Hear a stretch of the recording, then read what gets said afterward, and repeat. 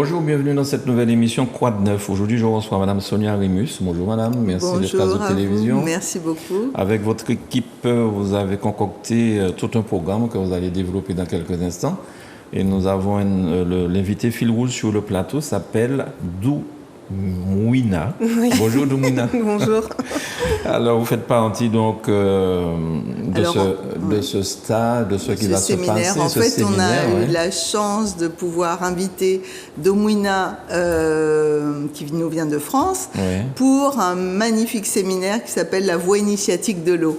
D'accord. C'est ça. Alors, je vois aussi Espace Zen. Peut-être que là, déjà, ça peut nous donner quelques explications. C'est quoi Espace Zen? Alors, Espace Zen, c'est un lieu juste magnifique, un lieu d'exception qui est situé sur les hauteurs de Saint-Joseph, qui accueille des séminaires, des formations, des journées d'études, qui est un lieu zen, pour pouvoir profiter des apprentissages encore mieux. D'accord, très bien. Voilà. Et donc, surtout, des outils que va nous transmettre Doumouina.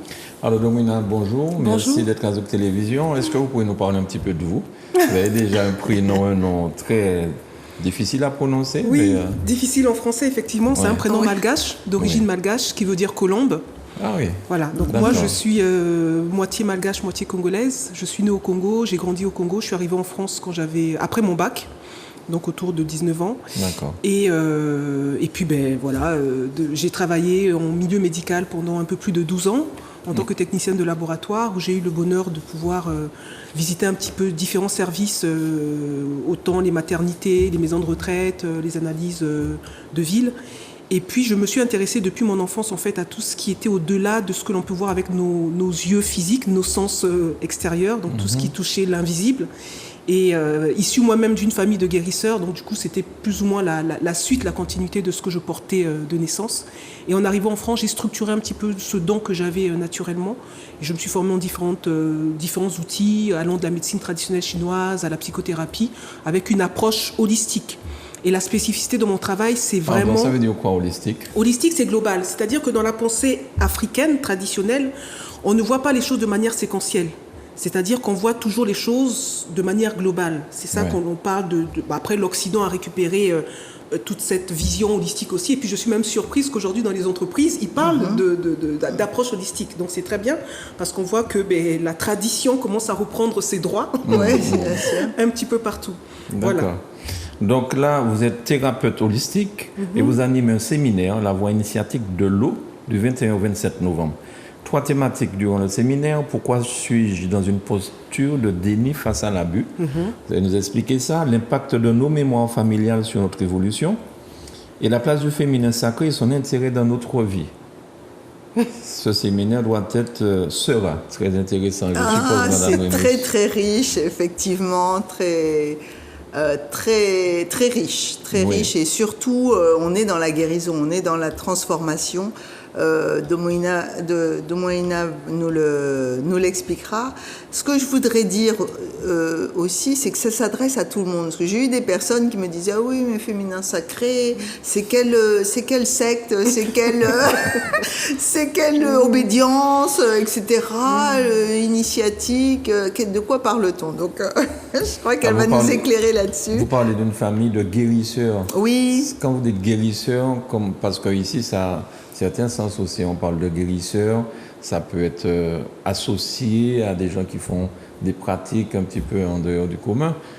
Quand vous dites guérisseur, une famille de guérisseurs, c'est-à-dire... Alors, pour moi, un guérisseur, c'est celui qui... Il y a différentes choses que l'on peut dire derrière le guérisseur. On va parler, par exemple, en Occident, de rebouteux, ceux qui vont arrêter le feu, ou ce genre de choses. Voilà. Moi, c'est pas dans cette approche-là. C'est-à-dire que dans notre sang, nous avons la possibilité de soigner avec nos mains. Okay. Mais soigner, ça veut dire quoi? C'est-à-dire que c'est remettre la dimension du sacré, la circulation de l'énergie vitale à l'endroit où il y a eu un blocage. On va remettre l'énergie de vie en circulation. C'est ça que nous avons dans notre sang. Et ensuite, chacun va l'utiliser dans le cadre bien approprié. Par exemple, moi, j'en ai fait un métier à travers mon approche de thérapie, là où mon grand frère, par exemple, va l'utiliser dans son cadre d'informaticien. Là où mon autre petit frère qui va travailler avec tout ce qui est électricité, il va mettre cette énergie de guérison-là dans son métier d'électricien. En fait, ce n'est pas forcément utilisé au niveau du soin. Si par exemple j'étais journaliste, à travers ma voix, ce que je transmettrai toucherait le cœur des personnes et puis ça pourrait avoir justement un espace de guérison, de prise de conscience. Tout dépend de la résonance que la personne va avoir avec ce qui se joue pour elle. Peut-être que vous allez pouvoir m'expliquer comment faire en tant que journaliste pour que les gens soient captifs. Alors, captivés. Captivés, oui. Pourquoi suis-je dans une posture de déni face à l'abus? Ça, je vous expliquer un petit peu. Ah ben oui, en fait, aujourd'hui, ce que moi j'ai pu constater dans mon cadre de thérapeute, c'est que j'ai constaté que les gens sont dans une normalisation par rapport à l'abus. Qu'est-ce que je mets derrière l'abus? Ce que je mets derrière l'abus, c'est la prise de pouvoir qu'une personne va avoir sur l'autre. Oui. Et donc, du coup, qui va créer un rapport de force. Oui. L'enjeu spirituel de ma venue ici en Martinique, c'est la guérison spirituelle, je dis bien, et je vais vraiment parler sur différents plans, justement, sur cette approche initiatique. C'est la guérison de nos mémoires en lien avec le commerce triangulaire, c'est-à-dire la traite négrière. Pendant la traite négrière, il s'est passé certaines choses, et ces choses-là ont impactent encore à nos jours le comportement des individus.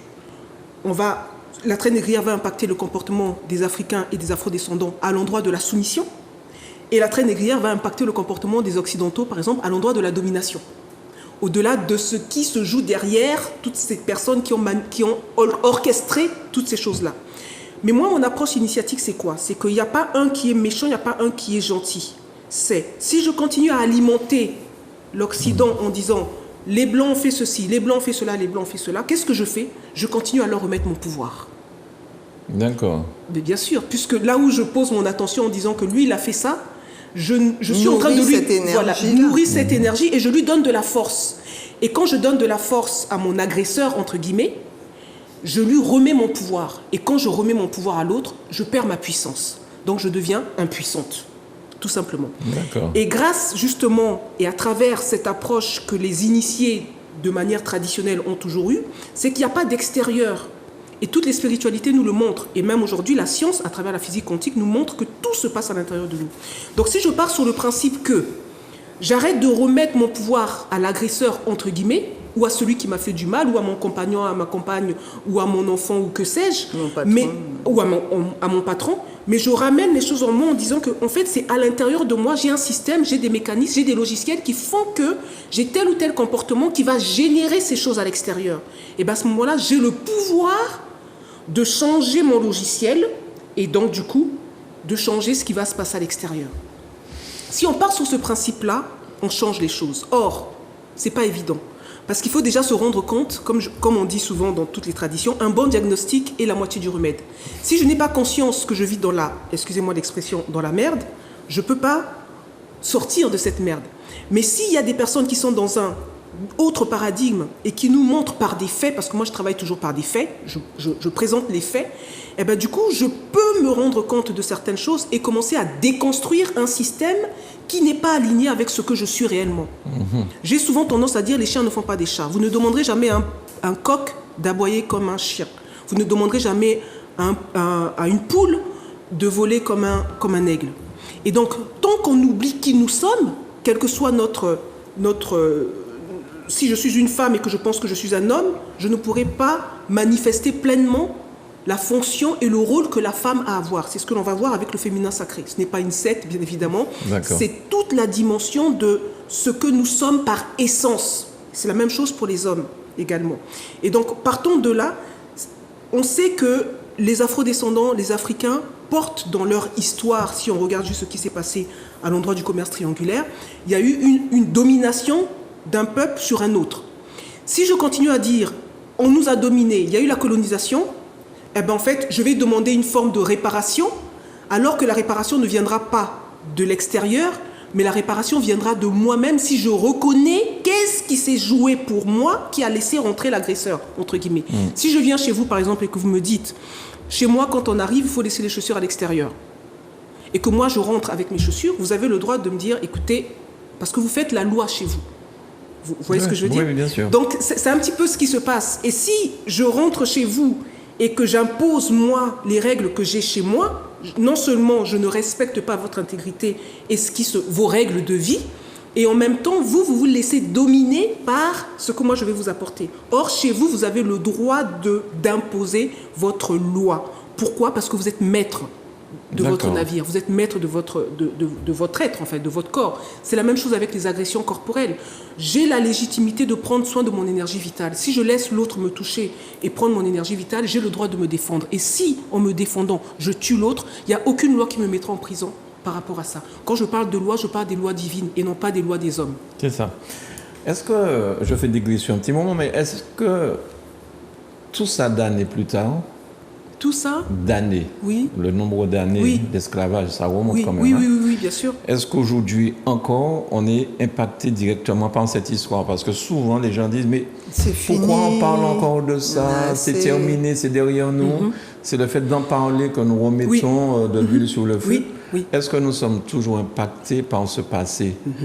Alors, les faits me montrent que nous sommes toujours impactés par ce passé. Ça, ce sont les faits. C'est-à-dire qu'on pense que l'esclavage est terminé. Aujourd'hui, il y a de l'esclavage moderne. On le voit bien avec ce qui se passe dans les entreprises. Donc, en fait, ils ont juste changé la forme. Et donc, du coup, c'est clair que nous n'avons pas besoin d'alimenter. Nous n'avons plus besoin d'alimenter, de mettre de l'huile, justement, sur le feu pour alimenter ça, c'est sûr. Mais seulement, il faut se remettre à l'endroit où je constate que jusqu'à présent, au-delà de l'esclavage, il y a eu la colonisation, il y a eu également tout ce qui se passe. Par exemple, quand je vois ce qui se passe dans les îles, si on prend juste au niveau de la Martinique, on peut très bien voir, c'est pas moi qui vais vous raconter tout ce qui se passe ici, vous savez mieux que moi. Si je constate qu'il y a quelque chose qui est toujours dans un rapport de force, ça veut dire qu'il y a des choses à l'intérieur de moi qui continuent à maintenir un système. Mais c'est quel système? Et moi, je suis partie, j'ai remonté jusqu'à la traite négrière, parce que ça sert à rien de remonter au niveau de l'esclavage qu'il y a eu avant les Arabes, et ainsi de suite. Je pars déjà de là, pour dire que nous avons la possibilité aujourd'hui, avec tout ce que je vais proposer comme cadre, de guérir spirituellement nos mémoires par rapport à ça. Une fois que je choisis de laisser cette énergie de guérison impacter mon être, quel comportement je vais avoir pour commencer à faire des réparations, alors je dis bien le mot réparation, en lien avec les conséquences que j'ai généré en continuant non seulement à entretenir ça par mes comportements, mais aussi par rapport au fait que je me remette à l'origine de cet esclavage pour récupérer le pouvoir que j'ai remis à l'autre qui est venu dans ma maison avec ses chaussures. Vous voyez ce que je veux dire? Oui.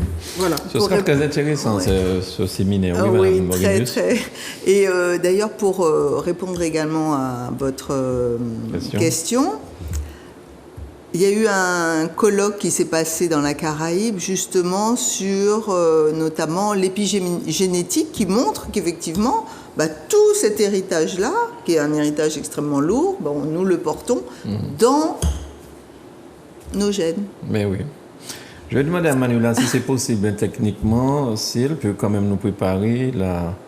Vous avez fait une pub, je crois. Oui. Pour annoncer. C'est ça. Donc, on va voir si, comme ce n'était pas prévu, je ne sais pas si elle pourra le faire comme ça pendant l'émission.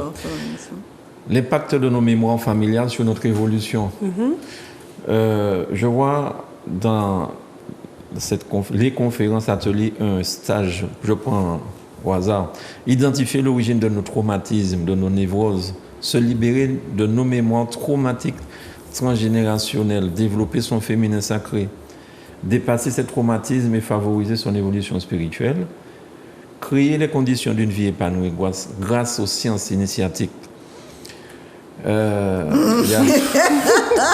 Il y a du boulot, il y a une semaine. Oui. On a une semaine. Alors, on va parler d'un impact de nos mémoires familiales, si vous voulez bien. Oui. Alors, l'impact de nos mémoires familiales, donc c'est un peu ce que Sonia partageait tout à l'heure avec l'épigénétique, la génétique aujourd'hui nous montre que nous sommes le résultat de ce que nous portons dans nos gènes. Donc, si par exemple mes arrière-grands-parents n'ont pas fait le travail, par exemple mes arrière-grands-parents ont vécu l'époque de la colonisation, et que pendant cette époque-là, il y a eu beaucoup d'humiliations qu'ils ont pu vivre. Et que on va dire que c'était le système qui était comme ça, ils ont admis que les choses étaient comme ça, donc du coup, ok, c'est comme ça. Mes parents vont recevoir une éducation avec l'empreinte de cette humiliation-là que eux-mêmes peut-être aussi ils ont vécu, puisque la décolonisation c'était à partir des années 1960. Donc mes parents qui sont nés avant ont forcément été aussi dans cet impactés par l'environnement qu'il y avait eu sur la domination d'un peuple par rapport à un autre. Moi j'arrive là, même si je n'ai pas vécu pendant cette période-là et que mes parents ne m'ont pas raconté ce qu'eux, ils ont vécu, les chiens ne font pas des chats. Ça a toujours été mon discours. Dans mes gènes, je porte cet héritage, que je sois consciente de ça ou pas. L'héritage familial. Familial, si je prends juste cette époque coloniale. Et moi, je me suis rendu compte de ça, justement, grâce et à travers le travail que j'ai fait, où un jour, je suis avec la personne avec qui je travaillais, et je sens c'était comme une espèce de parfum comme ça que je respirais par rapport à une humiliation. Et puis j'ai pu voir que c'est quelque chose qui remontait avant mon père et en fait pendant la période de la colonisation. Alors que moi, dans mon histoire, je n'ai pas été dans un environnement humiliant. C'était pas mon histoire, mais en même temps c'était mon histoire parce que je le portais dans mes gènes. Donc à quel endroit je m'identifie à cette histoire-là qui appartenait à mon père ou à mes grands-parents? Si je mets de l'énergie là-dedans, ça devient mon histoire. Mais si je ne m'identifie pas à ça, je dis ok, c'est quelque chose que je porte dans mes gènes. Ce n'est pas mon histoire, mais en même temps, je peux transmuter cette mémoire-là pour ne plus l'actualiser, pour ne pas l'actualiser, puisque si ça m'a été montré, ça veut dire qu'il y a quelque chose que mon âme m'invite à alchimiser, non pas à reproduire, non pas à activer le bouton pour que le logiciel puisse aussi fonctionner comme à l'époque de mon grand-père ou de mes parents. Vous voyez la différence entre l'identification à quelque chose et la non-identification au système qui n'est pas le mien. D'accord, très bien. Et en recevant des pasteurs ici, des fois ils me disent qu'il faut couper le lien pour justement, pour ne pas... Il faut rompre cet héritage-là que nous traînons derrière nous des fois pour qu'on puisse retrouver... Oui, je pense que c'est plus intéressant, il faut le rompre symboliquement, mais l'intérêt, c'est d'en prendre conscience et de le transmuter. Tu parlais vraiment de ça, de le transmuter, parce que ça nous appartient aussi, c'est ce qui nous permet d'évoluer. Et en prenant conscience, on grandit d'un step en disant ça... Je l'ai identifié, ça fait partie de mon histoire, de ma lignée. Je l'ai identifié et je peux le transmuter pour en faire une force, pour en faire une conscience, le mettre en conscience et en faire quelque chose qui va augmenter ma puissance intérieure dont tu parlais. Exactement, parce que les pasteurs, par exemple, pour eux, ils sont dans une dimension, on va dire, plus spirituelle. Il faut couper les liens de ça, de ceci, de cela, de cela. Mais en fait, ils proposent quelque chose à un endroit plus ou moins où les personnes sont dans une position de passivité par rapport à ce qui s'est passé. Tandis que là, ce que nous proposons, c'est la responsabilité. Je suis responsable à l'origine de ce qui se passe pour moi. Donc, si j'ai ça dans mes cellules, j'ai la responsabilité d'en faire quelque chose. C'est-à-dire que la science nous montre que rien ne se perd, tout se transforme.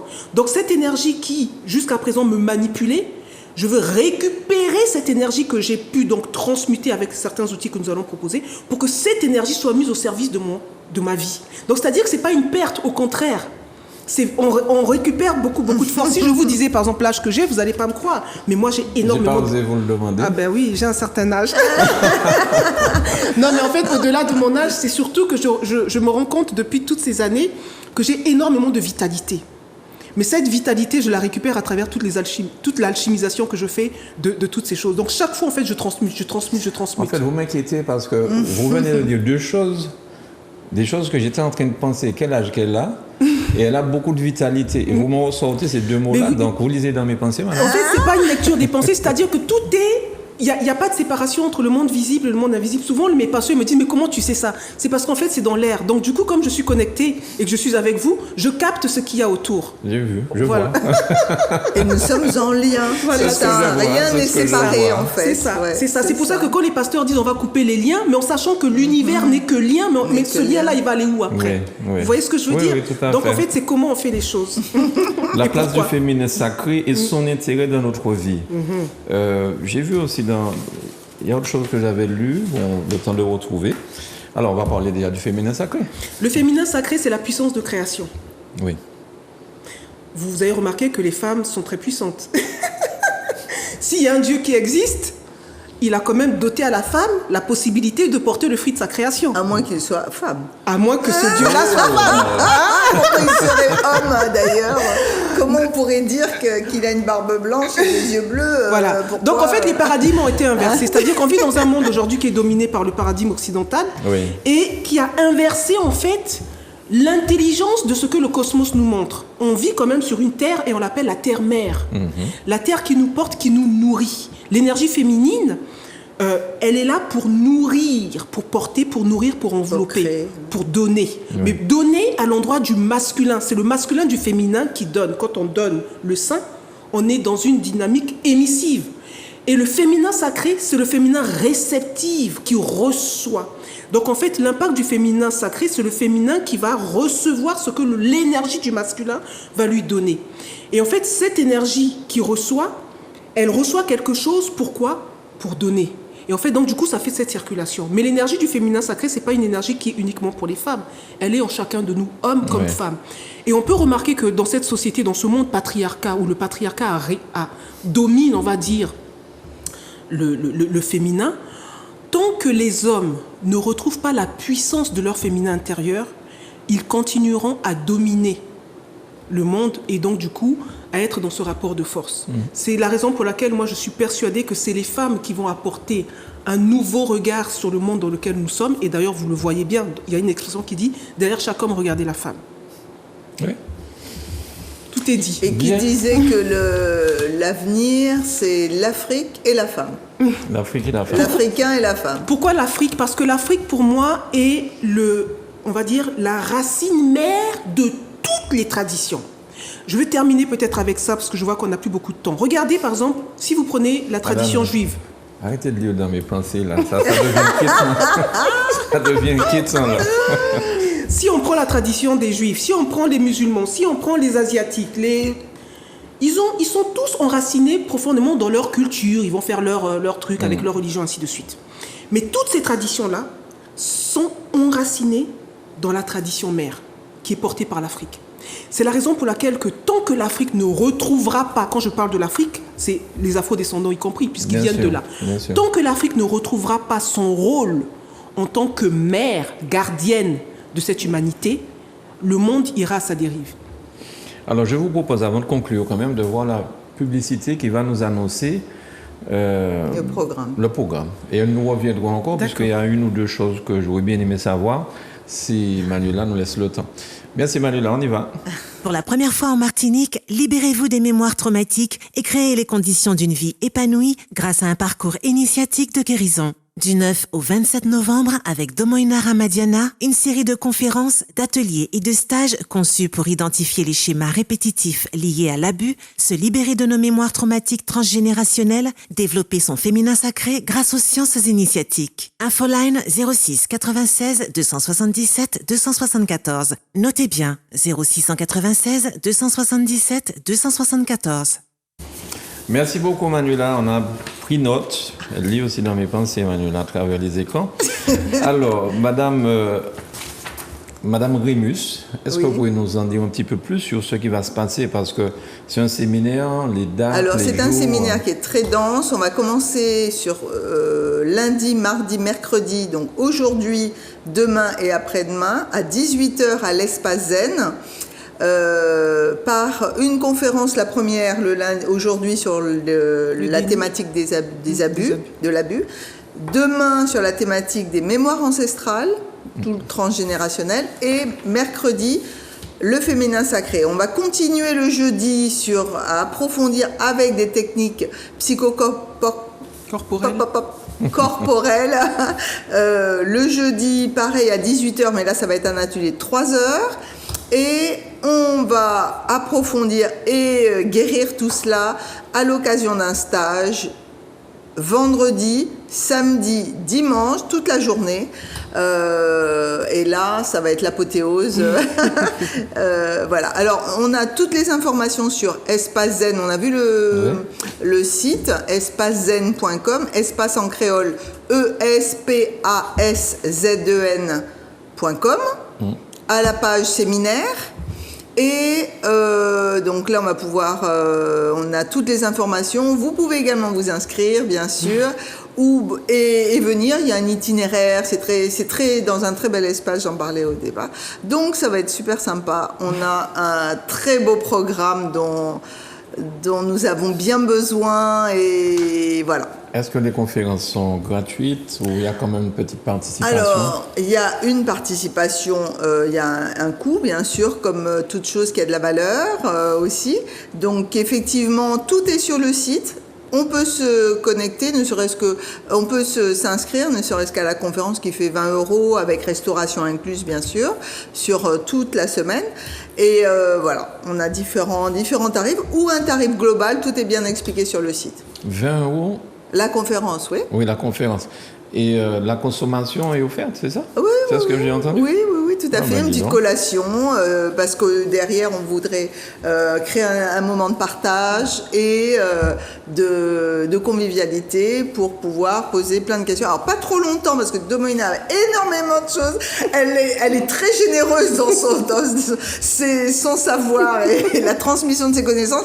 Donc, Espace Zen, il faut aller se coucher le soir. Donc, pour être en forme le lendemain. Voilà. Non, ça va être un très beau séminaire. On a déjà des inscrits, donc n'hésitez pas. C'est quand même un séminaire où les places sont limitées pour un meilleur travail, évidemment. Donc, il faut rappeler l'adresse, s'il vous plaît. Alors, Espace Zen, www.espacezen, ESPAS, espacezen.com. Voilà. Mais je vais parler de l'adresse physique. C'est à Saint-Joseph, c'est ça? C'est à Saint-Joseph. On tape sur Google ou sur Waze Espace Zen. Sur le site, on a aussi la possibilité d'imprimer un itinéraire pour les personnes qui n'ont pas envie d'être sur Google. Et voilà, il y a tout. D'accord. Ou sinon, ils peuvent appeler également. Vous avez Raphaël qui s'occupe aussi de recevoir tous les appels et qui est charmant. 06 96 02 36 92 ou un autre numéro, c'est 06 27 72 74. Très bien. Dernière question pour Domoïna. Alors, ces mémoires traumatiques sont la mémoire d'abus subis passés sexuels, alimentaires, abus de pouvoir, etc. On s'en sort comment avec ce poids, cette chape de plomb sur nous? On se remet dans le processus de la vie. Ouais. Je vais vous expliquer tout ça pendant les conférences. Et d'ailleurs, je ne sais pas si les personnes ont pu remarquer que la voie initiatique de l'eau, ça donne la vie. Vous prenez le V-I-E. La vie. Voilà. Merci à toutes les deux. Merci pour toutes ces explications. Cet agréable moment. Ah si, c'est un agréable moment, oui, sauf qu'on lui met pensé, mais bon, c'est un agréable moment quand même. J'ai pas pensé de choses négatives, donc ça va. On l'aurait capté. Négatif, elle aurait capté, voilà. Donc, franchement, cette émission, c'est Manuela qui décide quand elle va être diffusée, mais bon, ça sera fait, ça sera rediffusé. Il y aura 3 diffusions, donc voilà. D'accord. N'hésitez pas à nous appeler si vous avez besoin de renseignements. Merci, madame. Merci, madame. Merci. Et Merci puis, beaucoup. bon séminaire. Et puis, Merci. je verrai si je peux venir à un de ces soirs. C'est Oui, le soir. avec grand plaisir. À partir Alors, de quelle heure? Lundi, mardi, mercredi, jeudi, Oui. c'est à partir de 18h. 18h, d'accord. Le stage, c'est toute la journée, vendredi, samedi, dimanche. Très bien. 9h, à partir de 9h. Merci beaucoup. Merci. Soyez là, bienvenue en Martinique. Merci. Vous êtes aussi chez vous ici. Oui, hein. oui, bien sûr. Très bien. Partout où il y a de l'eau, je suis chez moi. Merci, à bientôt, mesdames. Au revoir. Merci, au Merci revoir. Au revoir. Merci à vous de nous avoir suivis. Merci, Manuela.